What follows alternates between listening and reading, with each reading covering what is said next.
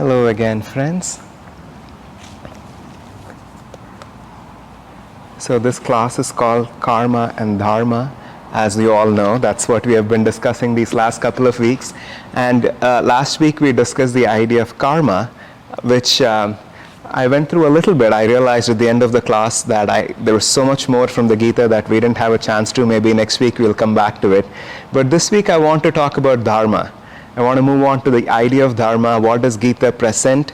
We'll go through a few different verses, especially three particular verses that one might consider some of the real jewels from the Bhagavad Gita that really illustrate an important teaching for all of us with respect to this principle.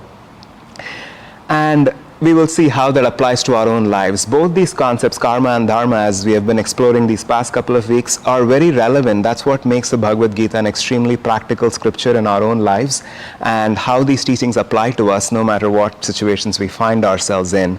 So, going back to the idea of the battle itself, which is where we started this whole series, the very first verse of the Gita, this whole context and what is happening, this conversation between Krishna and Arjuna, it all starts from this place of actually exploring the concept of dharma. In fact, the very first verse, which Yogananda ji often quoted and explained, it starts with this Sanskrit phrase, Kurukshetra, Dharma Kshetra, which literally means, this is the verse where Dhritarashtra, the blind king, he is representing the blind mind, and he is asking his charioteer, his name is Sanjaya, and as Yogananda ji explained, Sanjaya represents the faculty of introspection. And the first verse begin with the blind mind asking the faculty of introspection to illuminate and understand what is happening. And the way Dhritarashtra begins this question is in this field of Kurukshetra, in this field of Dharma. And then he goes on to say, when these two cousins, when my children and the Pandavas met, what happened? And this is the first question. This is what opens this whole commentary, this whole explanation. And again, now Sanjaya describes this conversation that is happening between Krishna and Arjuna. But it's interesting to note what Dhritarashtra is talking about. He says the first words of the Gita itself are Kurukshetra, Dharma Kshetra. The word Kurukshetra itself, it's actually a physical place. It's a couple of hours from Delhi, as we know it today, which is where the battle of Mahabharata took place. You can still go and visit this battlefield. And he says, in this battlefield of Kurukshetra, it also has a specific meaning why it's called that.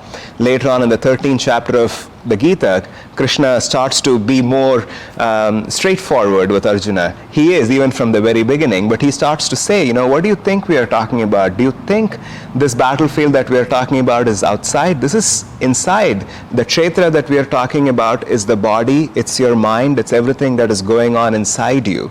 So Kurukshetra simply means that which has come from the ancestors, this field that we have taken on, that has been given to us in order for this battle to unfold. And then the next word that Dhritarashtra says is Dharma Kshetra, where he says what he means is this is the field where our ancestors meet, not our ancestors, that's what literally it means, this field where this battle is happening, this field where dharma is to be determined. What happened there when my children and the children of my brother Pandu, when they met on this field. So the whole context of the Gita is trying to explore this idea of dharma. Even the blind king Dhritarashtra knows that this is the field where dharma is going to be determined. And there can be different views on what it is between the different parties that are fighting the battle. And that's what the verdict is going to be at the end of the battle. Where does righteousness lie? And when Arjuna, obviously as we all know, as the story goes, Arjuna asks Krishna, who is his charioteer, this is before the battle begins. And he asks Krishna to take him between the two armies, to stand in the middle of the battlefield. If you look up online, you'll see paintings where there are these two battlefields that are aligned like this behind a line, and then Krishna and Arjuna are standing right in the middle of this battleground and having this conversation of the Bhagavad Gita. And so Arjuna asks Krishna to take him there, and then he says, I want to look at what is happening here. I want to just step back from all of this and understand what is it that is truly happening, what is the battle, who are these forces, what is truly transpiring here. And he looks at both of these sides, and he just steps back and gets an overall context, and then he says, I can't do it. I don't want to do it. And as Vyasa describes it, he drops his bow. He drops his bow on the chariot, and he just hunkers down. And he tells Krishna, I can't do it. You have to tell me what I should do. This doesn't feel right. And that's an important point that we will explore today. This doesn't feel right. Arjuna actually says that to Krishna. This cannot be dharma. You're kidding me. You're asking me to take the lives of all these people that are so close to me, my own cousins, my grandfather, my relatives, my teacher, all these different people that I adore and respect, they're all standing in front of me on the battlefield, and you're telling me that the right thing for me to do right now is to take their lives and to defeat them for the sake of this kingdom. Is this really what right action is? And this is where the question begins, and the exploration starts there on what dharma is. What is righteousness? What is right action? And Gita, as any true scripture is, there's so many layers to it. There is the literal battle that is actually happening, as Yogananda ji described or explained. Because of the extensive symbolism in the whole story of the Mahabharata and the Gita itself, one might be inclined to think that perhaps this was all just a creation, a figment of somebody's, a fictionalized imagination where all of these teachings were woven into this poetry in order for us to understand. But then Yogananda ji says that's not the case. It was actually a battle. All these characters lived at one point. In fact, he went on to say that I was Arjuna. Yogananda ji said many, many times in his life, I was Arjuna during the time of Mahabharata. And he said the same soul that is incarnated as Babaji right now was Krishna during that time. So this was an actual battle with real characters, and also all these characters are symbolic. There are layers of meaning that we peel like an onion, and there's the kernel of truth within all of it. And even this commentary that, as we discussed in the very first week, this was given to us, the first time this was interpreted in this manner was by Larry Mashai. And he was sitting in his house and giving this commentary on the Gita, and he knew what he was doing, because even the whole stream of energy that brought Kriya Yoga into the world, him meeting Babaji, I'm sure all of you know the stories. And Gita was part of it. We will look at it later on, one of the 3 verses that I was referring to, and I said we will pick 3 verses actually later on in the class to understand this concept more deeply. Babaji gives him one of those verses. Even right when, if you were to go read the autobiography of a yogi, Larry Mashai asks Babaji, can I, Babaji says, give it to anyone who's ready to renounce the whole world in pursuit of the divine. And Larry Mashai says, sir, looks like I wouldn't be initiating a lot of people. What do you think of giving it to people that are sincere, that really want to find God, and they can work their way through this by using this technique? And then Babaji says, the divine has spoken through you. So I give you the permission to actually share this teaching more freely than it was in the previous decades and centuries. And then Babaji does not stop there. He adds one more line in how this is to be shared. He says, every time you give this technique to somebody, you give them also this verse from the Gita. And then if you can go back and read the autobiography of a yogi, I'm obviously paraphrasing, but that's literally what Babaji says. Also, when you give Kriya to somebody, give them this verse from the Gita. And he recites this verse in Sanskrit. He says, the Sanskrit verse goes on like this. I generally don't use a lot of Sanskrit, but in this class it's actually relevant. He says, Swalpam apyasya dharmasya trayate mahato bhayat. And this is the verse that we read every Sunday also in our services. Even a little practice of this religion will free one from dire fears and colossal suffering. So that's the verse from the Gita that Babaji gives. The reason I'm reciting the Sanskrit is because the 3 verses that we will look at are all tied by this word dharma. He says, Swalpam apyasya dharmasya. Even the tiniest practice of this dharma is going to help them, is going to free them. Mahato bhayat, that's what he says, from dire colossal fears. The practice is going to be so small, but the effect is going to be so big. Please let them know that this is the promise of the Bhagavad Gita, and that's where the discussion starts. Now, where I was going with all of this is this whole explanation that was given by Larry Mashai. I was saying scripture itself is so multidimensional. And depending upon the times and depending upon the context, more is revealed. More was revealed to us in this day and age by Lahiri Mahashaya. Lahiri Mahashaya gave this commentary on the Gita of this explanation that was not accessible to mankind before his time, before the planet itself was ready to receive a teaching such as this. So he gave a symbolic interpretation of Gita entirely based on the inner battle. There were semblances of that you find, in other people's explanation, but not to the extent to which Lahiri Mahashaya handled it. I'm presenting this context because the question of Dharma applies on every level. It applies on the outer, it applies on the cosmic and on the inner level. Because there is the Dharma, there is the concept of righteous war. That Lahiri Mahashaya spoke about. Yoganandaji talked about it a lot. Yoganandaji himself said many times, which was hard for people to grasp or grapple with. He said, I was William the Conqueror in a previous life, and then he also later on said, I was Ferdinand the First. So, you don't think of these kings or these generals as necessarily spiritual teachers.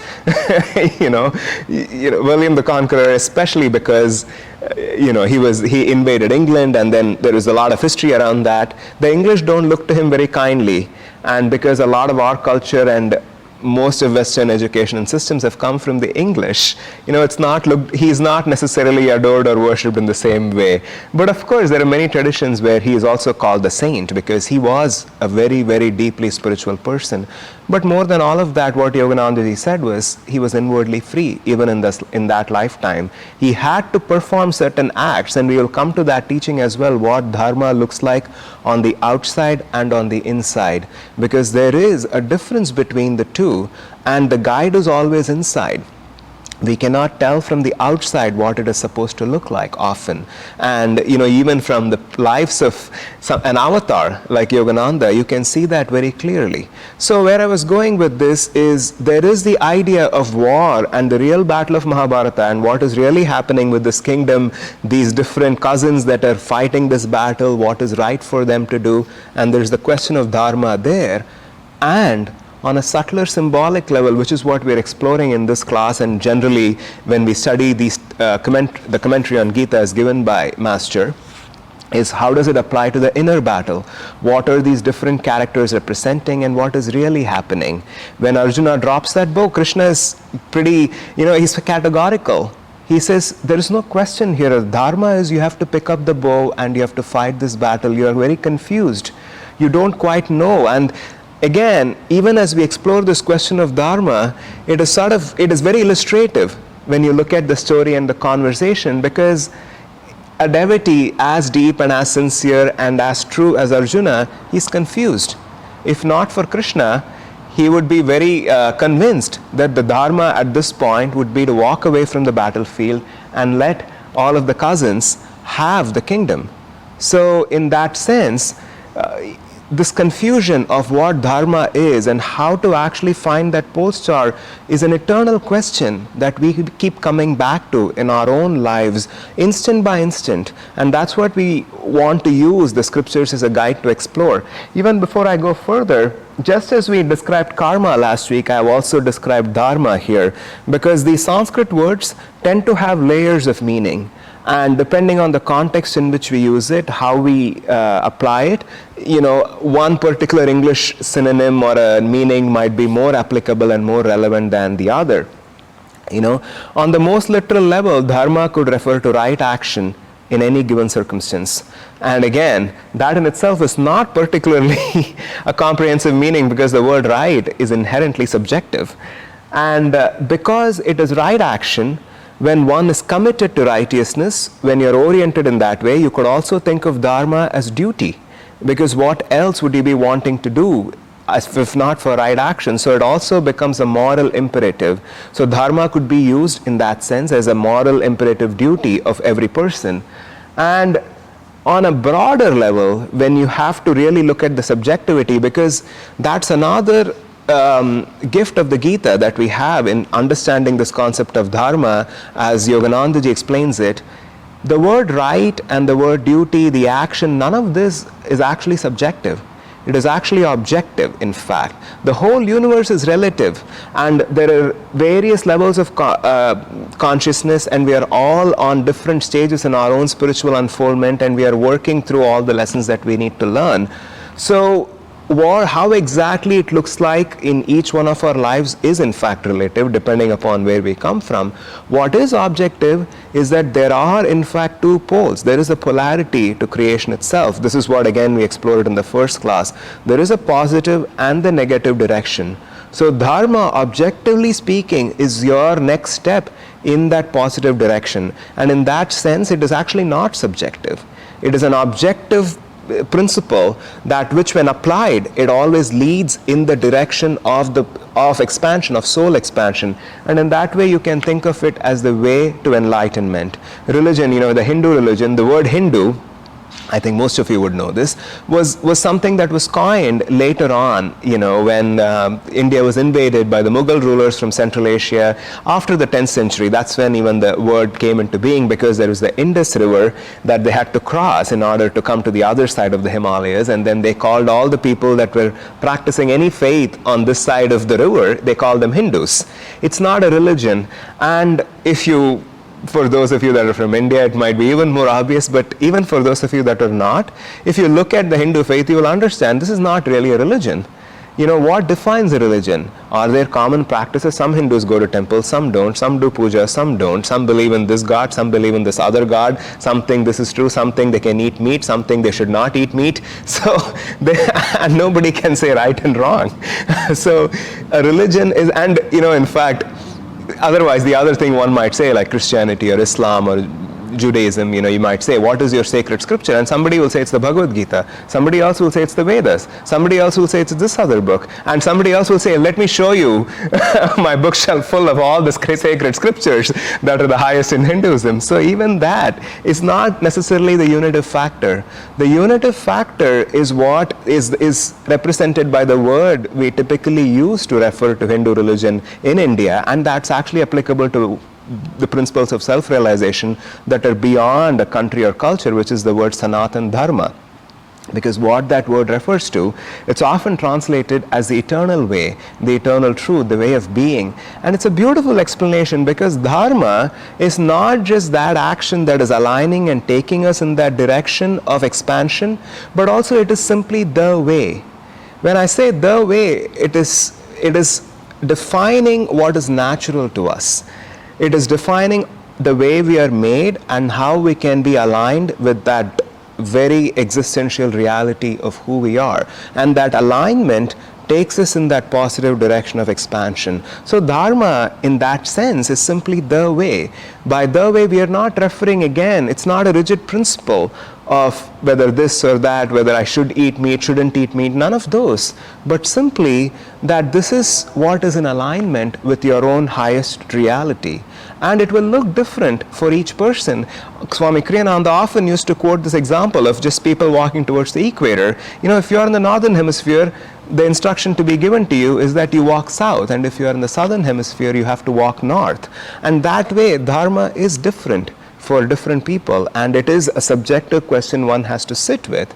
But we have to go back again to this principle. I think we were exploring this even last week, this idea of choice. It somehow came in the first class, and we were diving deeper into that in the last class when we were discussing karma and free will and destiny and all of this.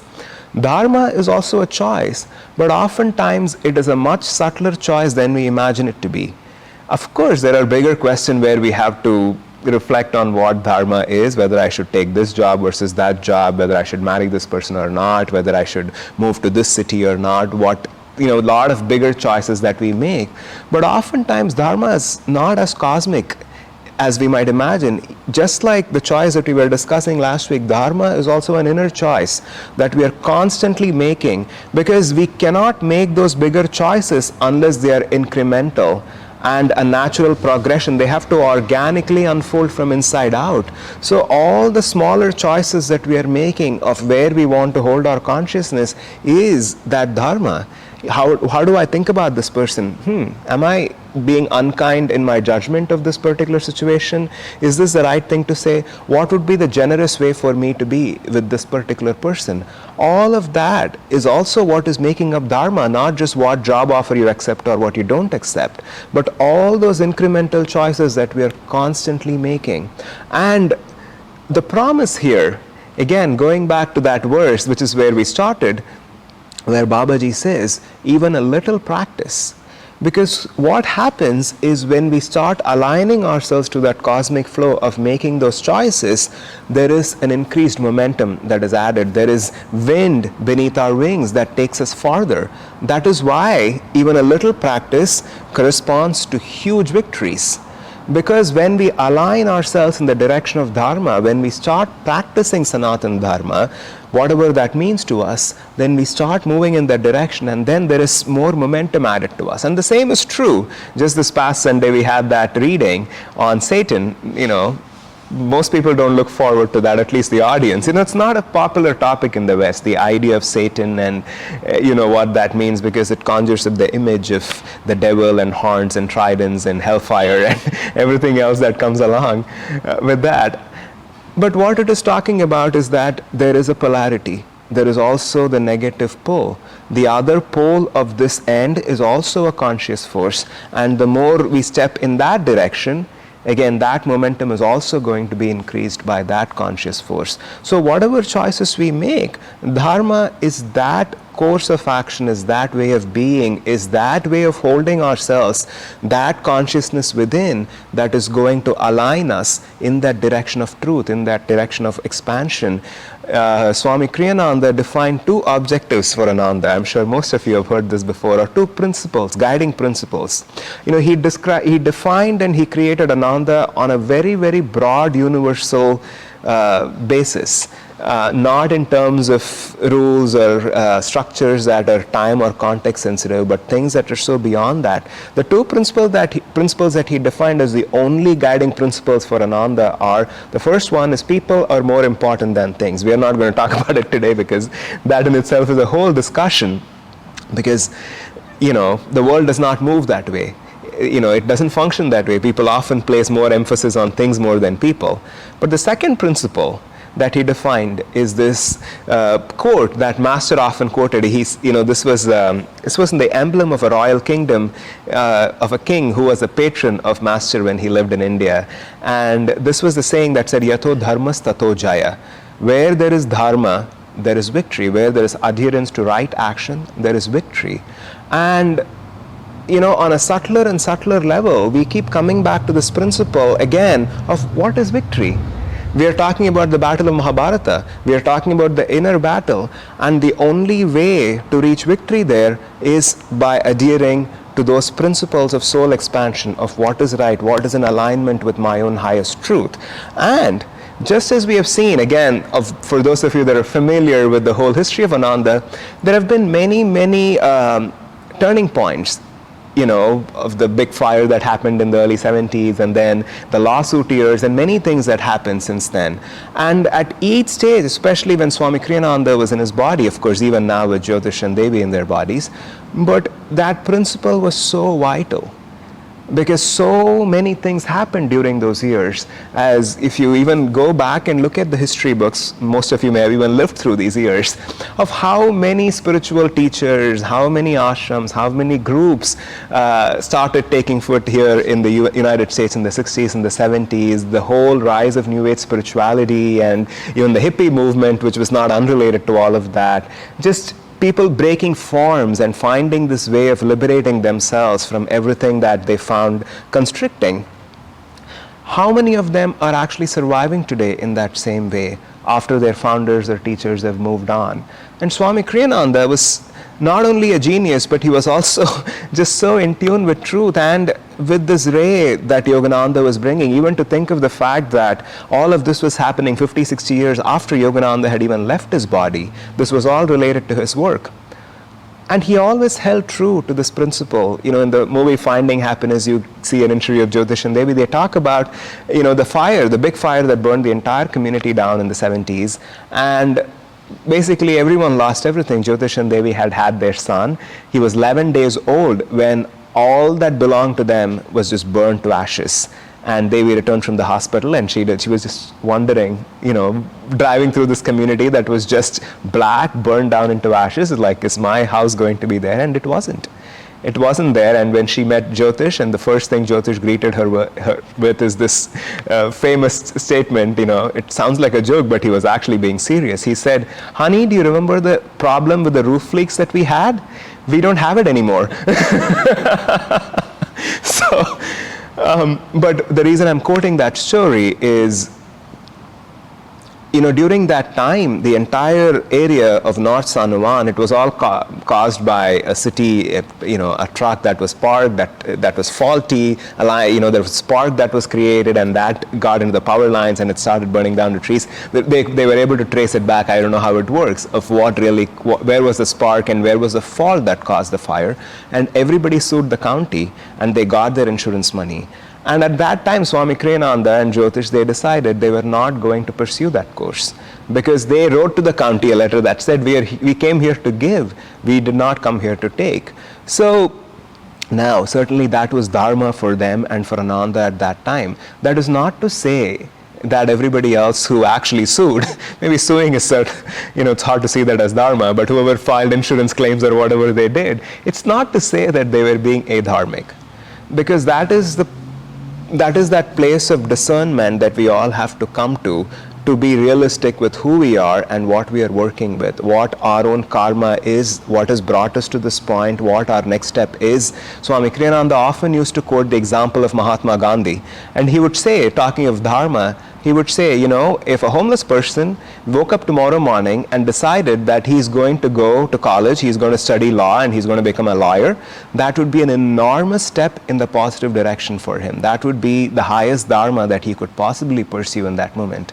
But if Mahatma Gandhi woke up one morning when he was alive and said, "Hey, I went to college to study law, maybe I should just start my own practice and I could be very successful in the next few months," that wouldn't be Dharma for him, because he had already passed those spiritual stages, and he was at a point of living a life of complete renunciation. For him to go back and pursue such an objective would have been a huge step backward. And that is where we come to this whole discussion of the equator and what direction we are walking, and Dharma being very, very subjective. Dharma being that which is going to take us forward, for us to realistically ask in our own hearts, what is my next step? And sometimes I've noticed also that people make it much more philosophical, abstract, deeper, dramatic than it often is. Oftentimes, especially those on the spiritual path, you sit with this question, what is my Dharma? Almost in an overboarding way, just feeling exhausted just by asking that question. And so Swami Kriyananda, when he often noticed that, especially in the early days of Ananda, he simply dismissed all of it with just one comment: if it's in front of you and it needs to be done, it's your Dharma. You don't have to keep asking that, and you will know. It's, as they say, especially when people are wondering, it is about spirituality. I don't want to minimize or be critical of that question. It is coming from a really sincere place. But also, on the spiritual path, we get a little more confused and a little more anxious about these things than others tend to be. When it is right for us, we will already know. The objective, the exercise here is to be able to listen, is to be able to remain objective in that situation, to be able to discern by being still. It is not really as complicated as often, sometimes people like to think. And that is important to also understand in the case of Dharma. There's a story, I think it was Beethoven, when somebody went and asked him, how do I compose a sonata? And he said, you first start writing these small movement passages, and then you start practicing, you start then, writing these few movements together, and then you can try that with some group of musicians, and then maybe you can gradually progress. And then this person looked at him and said, but you did not do all of those steps, you did not go through those steps. And Beethoven looked at him and said, but I didn't have to ask this question to anyone else either. So, in that sense, oftentimes we will know for ourselves what that stage or step of expansion is in our own hearts, because when we are able to listen and when we are able to tune in to all the things, all the repeating patterns of our own lives, here's where the concept of karma and dharma weave in together.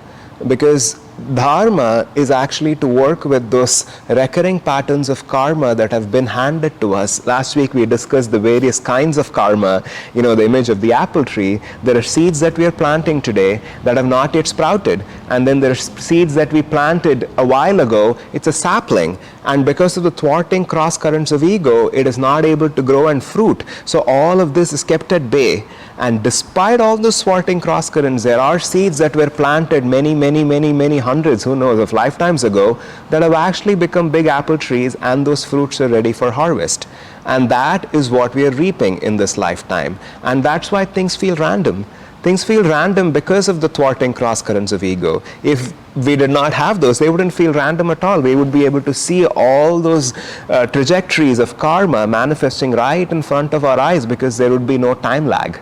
The time lag is created because of how much will is invested through the ego to keep suffering at bay. And so we reap those rewards, those fruits that are absolutely ripe and ready for harvest. And what is dharma? Dharma is to handle them the right way, is to be able to receive them, as we read every week in the festival also, again, with calm acceptance and joy. To be able to practice that that sense of even-mindedness as we keep reaping those rewards of our own past actions, because when we do, we immediately neutralize, and that's what orients us in that right direction. And there is also dharma overall. I said there are 3 verses. Let me think about what the third one was. There was one more.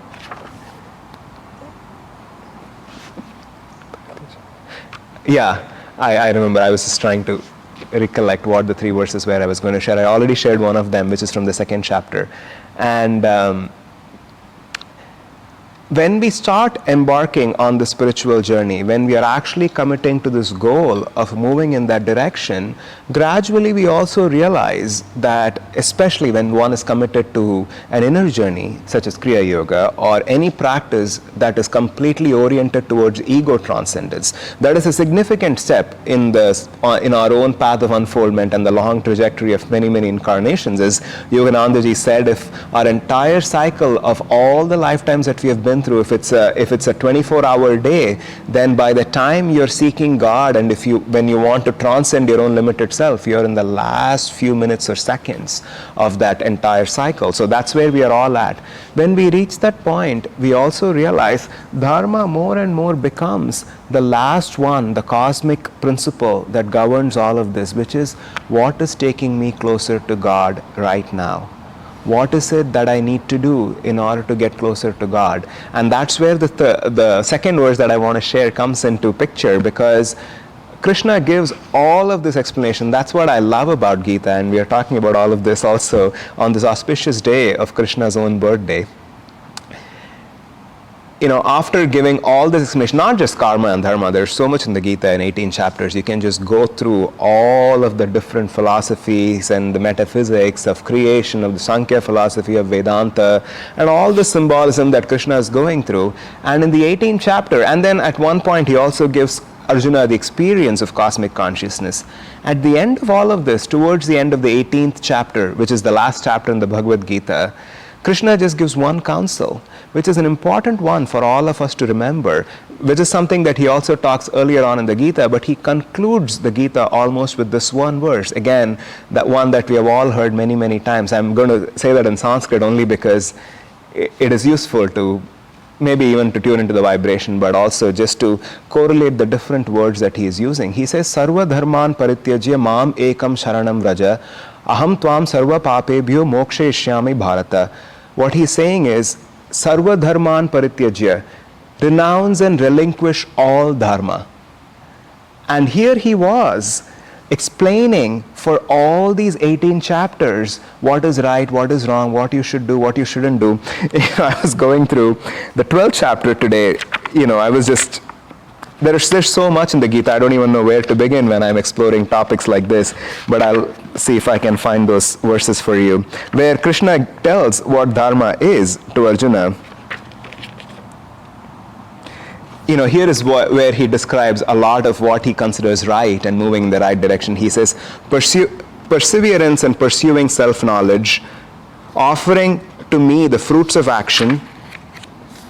I'm just going to briefly go through the words. Bearing no ill will towards anyone, kind and friendly at all times, no consciousness of I and mine, even-minded during pain and pleasure, forgiving towards all, inwardly contented, steadfast in meditation practices, self-controlled, faithfully practicing yoga to unite his soul with me, firm in determination, whose mind and discrimination are surrendered to me. He goes on. This goes on for 8 or 10 verses towards the end of 12th chapter. And then he says,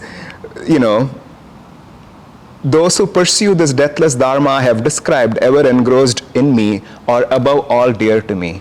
And then, it's a rather intimidating list.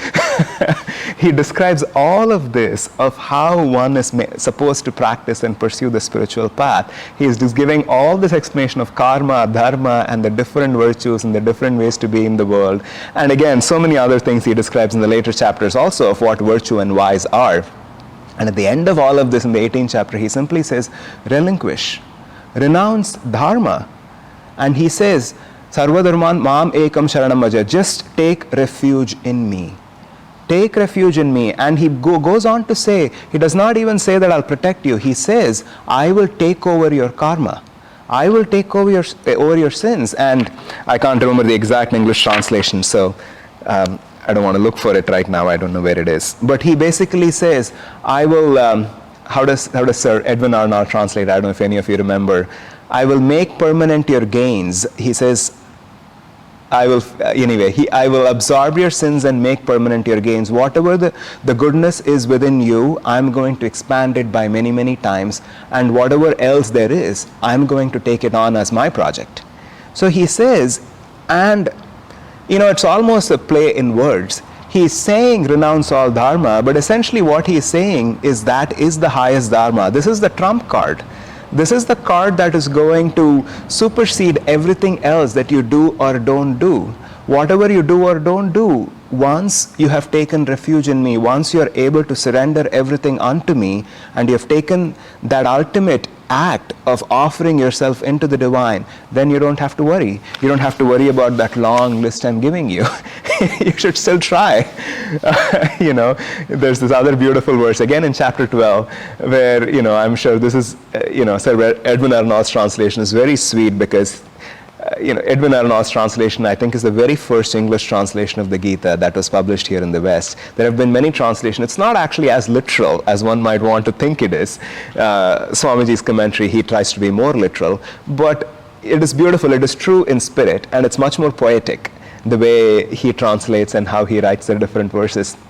I'm sure, again, most of you are familiar with this part of the Gita as well, where he says, focus on me steadfastly, meditate on me with one-pointed attention. And then he goes on to say, if you cannot do that, then try to perform acts of devotion, do ritual offerings, and just try to connect with me through those ways. And then he says, if you're not able to focus enough to do any of that, then serve in my name, serve those that are close to me. And then he goes on to say, even if you cannot offer that, whatever you do, just offer to me, offer all of this as a way of just connecting and self-offering at the feet of the divine. And then he says, this is Sir Edwin Arnold's words, even if in this your faint heart fails, bring me thy failure.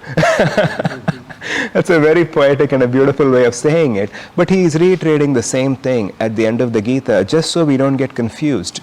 Just so we don't get confused on what dharma is. By the time we are studying the Gita, by the time we are actually exploring this kind of an inner religion, then we have reached a point where the dharma is always clear.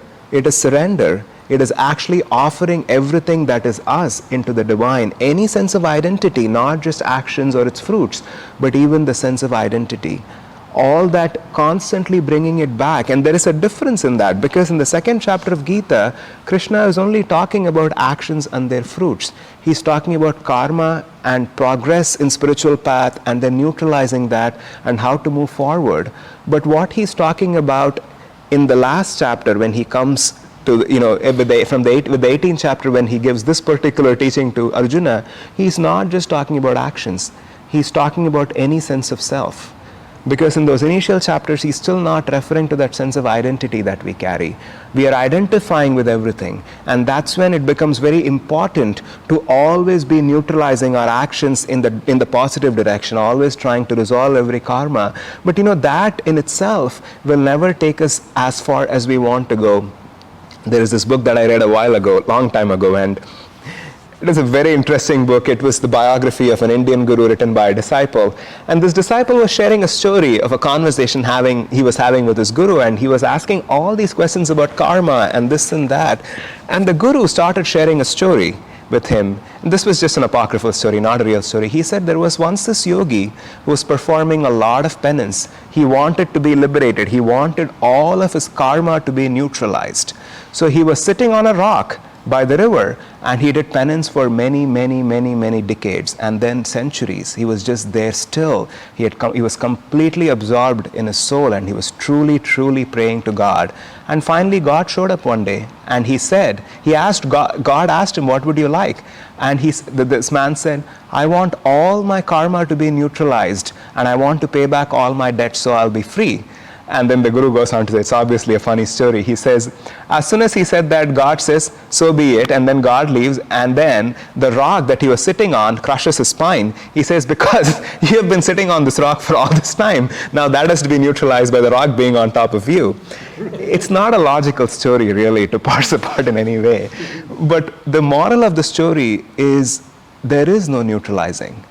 This loop is endless. As long as there is ego identity, we were discussing this last week also, as long as there is the sense of identity, no matter how good we try to be, we are always in this loop of action and reaction. We are harvesting 3 apples, and we are happy about resolving that, and we have planted 5 seeds. And one day we have to harvest those seeds as well. So that loop cannot be stopped. There is no way to ultimately harvest all your fruits by being good, that there are no more trees, no more saplings, no more seeds of karma. That is just not possible. The only way to actually make progress, to actually move forward and to neutralize this, is to remove that sense of identity, is to remove that ground on which they are growing. When our sense of identity is no longer with that apple orchard, then it does not even matter. Then we have pulled back in a way that those fruits, those saplings, those seeds have no power to affect us. And that's what Krishna is giving us in this chapter, in the whole Gita at the end. And I said I'll give you 3 verses. And the 3rd verse is more cosmic in nature, and perhaps even relevant to this festival that we are celebrating today. I forget what chapter this is from, but again, a very popular verse from the Gita, where Krishna says, again, I'll say this in Sanskrit only because the word dharma ties all of this together, but I'll again translate into English. He says, Paritranaya sadhunam vinashaya cha dushkritam dharma samsthapanarthaya sambhavami yuge yuge. In order to protect the good and in order to re-establish virtue in this world, whenever virtue declines and vice predominates, I incarnate in human form again and again. And again, he uses the word dharma. And this is also an important concept to mention here in this context, although we are talking about it more on a personal level and in our own lives what dharma means. But that is, it might not seem as relevant a verse oftentimes, at least it did not feel that way to me until I meditated on it more and more. And it's also because it is considered a very important verse in the Gita in many Indian traditions. I was thinking about it more and more. I realized that the promise, although it's cosmic in scale, we are not going to be living through yugas after yugas in this one body. Maybe we'll meet an incarnation, maybe we won't, and before we realize, in a matter of 80, 90 years, we are gone. And who knows who will be here, who will not be here by the time we arrive on this plane. Who knows, we will come back to this plane or go work whatever we have left out in some other plane. We just don't know these things. So in that sense, because of the tiny lens of one incarnation that we are working with, I'm not even quite sure how relevant that verse was. I wasn't sure. This seems so cosmic in nature. Yeah, when virtue declines and vice predominates, God will incarnate in every yuga over and over again. Sure, good to know. But what is really the message of that verse is that God is personally invested in nurturing Dharma. And that is the message of that verse. God is taking personal responsibility for the spiritual upliftment for every soul on this plane. And that is the message of the verse, not that he is going to come in human form. That's what we're celebrating today. This verse from the Gita where Krishna made that promise, he was talking about himself. Because at this point, Arjuna had realized that this is not my cousin, this is not just a normal person I'm speaking with. This is God incarnate. And then Krishna is saying, yeah, this is not the first time. I've been coming many, many times, and this is not the last either. Anytime there is an imbalance in this planet, I take personal responsibility. I come myself. I don't just send saints and other agents to resolve that. I myself descend onto this plane in order to correct it. And all that promise means to us is that God has a personal stake in this. When Yogananda in the autobiography, he says, he talks about Jesus and Babaji always being in communion with each other, and then he says these two masters, one in body and one without, one with a body and one without, have taken responsibility for the spiritual salvation of this planet. It seems so cosmic, but ultimately the planet is all of us. God has a personal interest in aligning all of us with our own highest Dharma. He incarnates for no other reason except to correct imbalances when we all stray too far. And then He's there to bring us back on track. So this idea of Dharma is that eternal way that we keep coming back to. I want to share one last story before I finish. Again, this is one of my favorite stories in the Mahabharata, so I thought in one of these classes I have to share this story. I was going to share it last week. I didn't get a chance. I'm sure most of you have heard this story, but again, this is not from the Bhagavad Gita, but one that happens before the battle. And Vyasa places that story very strategically. It is an important teaching when it comes to Dharma. This is the story of when Arjuna and Duryodhana go to visit Krishna. So this is exactly as Vyasa describes the whole situation.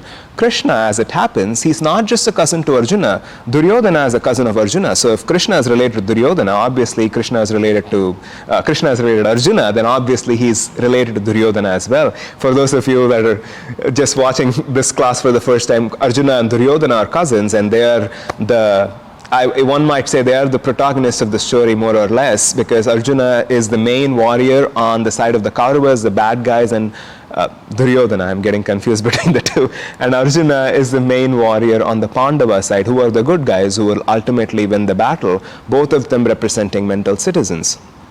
Now, both are related, and when it becomes clear, when Duryodhana makes that statement that we saw, I think in the first or second week, when he says, I will not give you land that is as big as a needlehead, that's not, I wouldn't even share that much with you. That's what Duryodhana declares in the court of Hastinapura, and then it becomes clear that they now have to go to the battlefield. They have to wage a war in order to see who's going to be able to stay in the kingdom.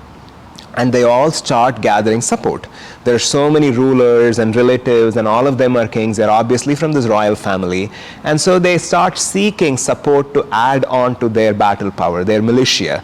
So then this is where it also becomes interestingly symbolic, because all these different rulers, characters, they all represent some aspect of consciousness, and you get to see ultimately, when it comes to ego transcendence and soul liberation, which side each one of them is about to take. So I'm not obviously going to go through each one of those characters, but they're all there. They're all there, and most of them, it's pretty obvious which side they're going to take on. But there are a few where it's not obvious. And Krishna, as it happens, he is the ruler of this big kingdom in the western part of India called Dwaraka. He was born, in the northern part of India, but then later on, as you read his story, he establishes an empire in the western part of India, which is considered the wealthiest of all empires. His army alone is considered many, many times bigger than all the other armies put together. That's how powerful Krishna is as a ruler. Although he is a cousin and a relative who's constantly with Arjuna and others, helping them through this process, he's also a very busy king. And so Arjuna and Duryodhana decide, Shakuni, who is Duryodhana's uncle, says, you might assume that Krishna is going to take Arjuna's side, but he's an interesting fellow. You can never tell what he's about to do. So how about you go and ask him? Why don't you just, what's wrong in asking? What's the loss? Just go ask him to see if he would give you his army, give you his support. You never know. Maybe if you're the first person to ask, maybe he will say yes, and then he's bound by his own promise. So Duryodhana starts walking towards Dwarka, traveling, not walking, it's pretty far. And so is Arjuna traveling towards Dwarka. And as it happens, both of them reach Krishna's palace at the same time on the same day. So both of them now have arrived in the palace of Krishna to ask his support in the battle of Mahabharata. And both of them are shown way to his room. And the attendants say, he's taking rest in his room. You can wait for him in his room, and as soon as he gets up, he'll be able to speak with you. So they both go there, and Duryodhana is the first person to come. And so Duryodhana, when he comes, because he's proud and he's a little arrogant, he takes the seat right next to Krishna's head, near his bed. There's a chair there, and he sits on the chair waiting for Krishna to wake up. He thinks he's closer to Krishna that way. And then Arjuna walks in after him. Arjuna immediately, because of his own relationship with Krishna and who he is, he takes the seat that is next to Krishna's feet. And that seems more obvious for him to be a better place. Now, Krishna wakes up. Obviously, Krishna is omniscient and he knows what's happening. Krishna wakes up, and he, even before Duryodhana and Arjuna have a chance to speak, he immediately gets the whole picture. He says, I understand that you both have come here. There is a battle. It's already pretty clear that we are going to meet in the battlefield of Kurukshetra, and we are all going to, you both are going to fight each other. And I understand that I am a very crucial emperor in this land, and where my forces align is going to make a lot of difference for how this war might span out. So I do get it that you both want my support. That's why you're here. And, I want to be impartial because both of you are my cousins, and I want to be of service to both of you. I want to be, objective and neutral in my position in all of this. However, I cannot give you both everything you want. And I'm going to make two offerings so both of you can walk away with something. He says, to one person, I'm going to give all my wealth, all my armies, all the foot soldiers, the horses, the elephants, the cannons, everything that I have, I'm going to give to one person. And as you all know, that is the biggest army in all of land. It's many, many times bigger than any other army that any emperor has. And to the other person, I'm going to offer my own self. I'm going to offer my counsel. I'm going to be with that person. But I cannot offer, battle forces to two people. So to the person that I offer my counsel to, I'm not going to offer any actual battle strength. I myself will be with that person, but I won't pick up a weapon and I won't fight in the battle. So that's how Krishna divides the two offerings. And then he says, interestingly, I don't know who came first to the room, but when I woke up, the first person I saw was the one who was next to my feet before I noticed Duryodhana. So I'm going to give Arjuna the first pick. So he turns to Arjuna and says, Arjuna, because I saw you first, why don't you pick which one of the two you would like to have? And then Arjuna says, my lord, it's pretty clear to me that I would like to have you. I mean, Arjuna had this relationship with Krishna as his guru throughout the whole time anyway. And you know how the story goes, and Duryodhana is shocked. Duryodhana is like, is this real? Am I really seeing what is happening here? And Duryodhana, when Krishna says, I'm going to give Arjuna the first choice, Duryodhana is like, I'm doomed. This guy is going to take all the army. My forces are going to be so weak in comparison to his. Obviously, I'm going to lose the war. But then when Arjuna makes that choice, he's shocked. Wow. How am I going, is this really happening? And then Duryodhana says, my lord, I will happily take your armies and I will treat them very well and thank you. And they both leave. And then Vyasa at this point says, by the choice that was made, the outcome of the battle was already determined. And it's an interesting junction in the story of the Mahabharata, because it goes back to that same statement. Yato dharmas tato jaya. Where there is dharma, there is victory. And by that choice, it's deeply symbolic, as every story in the Mahabharata is. The reason why even the forces of Krishna side with Duryodhana, all those armies, is because they represent material wealth.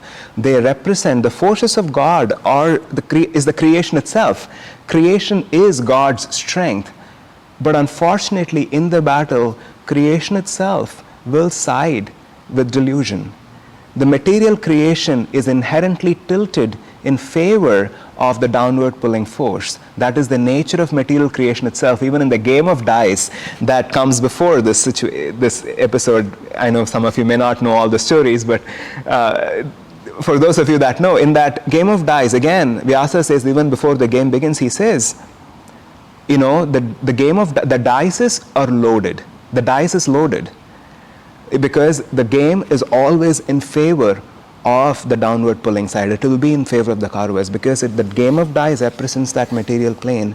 The material plane, the world of the senses, how we interact with this world, is inherently biased.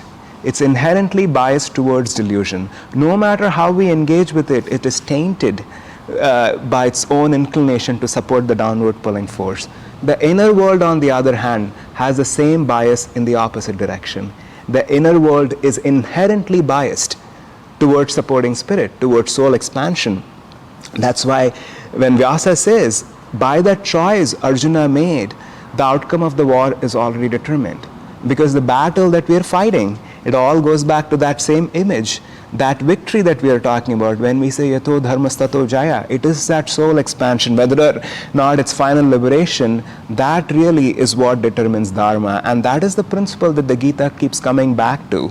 There's so much explanation that Krishna gives. I didn't even get to talk about the caste system, which I'm happy about.